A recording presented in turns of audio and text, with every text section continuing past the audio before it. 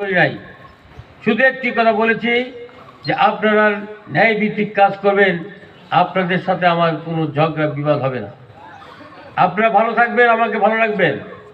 আমি এখানে ঘোষণা করতে চাই, আমি আল্লাহর কাছে অর্ডার করেছি, আল্লাহ যদি আমাকে এই রায়গঞ্জ তারাচের এমপি বানান, আমি দুর্নীতির সাথে সম্পৃক্ত থাকবো না এবং কাউকে দুর্নীতি আমি করতে দেব না। কারণ আমি আমার বয়স 60, আমি 3 বার মারা গিয়েছিলাম। আল্লাহ আমাকে সেইখান থেকে নিয়ে এসেছেন। আমার পার্শ্ববর্তী সংগঠন জামাত ইসলাম, অনেক সংগঠন রয়েছে, আমরা একই সঙ্গে আন্দোলন সংগ্রাম করেছি। আমাদের মধ্যে কোনো ভেদাভেদ নাই।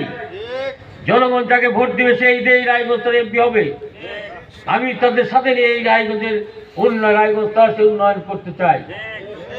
আমি আমার কর্মীদের বলবো, আমাদের যারা একই সঙ্গে এখন হয়তো নির্বাচনের জন্য একটু দূরে চলে গেছে, ওই নেতা কর্মীদের বিরুদ্ধে কোনো অকাট্য ভাষায় কথা বলা যাবে না, অন্যায় আচরণ করা যাবে না। তাদেরকে বুকে জড়িয়ে নিয়ে আমরা একসঙ্গে কাজ করতে চাই, নদীর সৃষ্টি করতে চাই।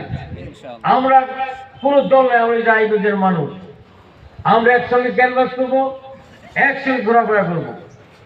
আমি আমার নেতা কর্মীদের বলবো যে আমার সংগঠন যে বড়, আমার সংগঠনকে আমরা সবাই ভালো না। আমি সেই প্রথমে বলেছি যে আমার সংগঠন থেকে আমি এই সন্ত্রাস, চাঁদাবাজি, মাদক উৎখাত করবো ইনশাআল্লাহ। তারপর অন্য দলকে তো আমি ধরবো। আমি বক্তব্য না করে আমি আপনাদের দোয়া চাই। আমি আপনাদের নিঃস্বার্থভাবে সেবা করতে চাই। কোনো মানুষ যেন বলতে না পারে এই এমপি, যদি এমপি হতে পারি, যদি বলতে না পারে দুর্নীতিবাদ। এই 16 বছর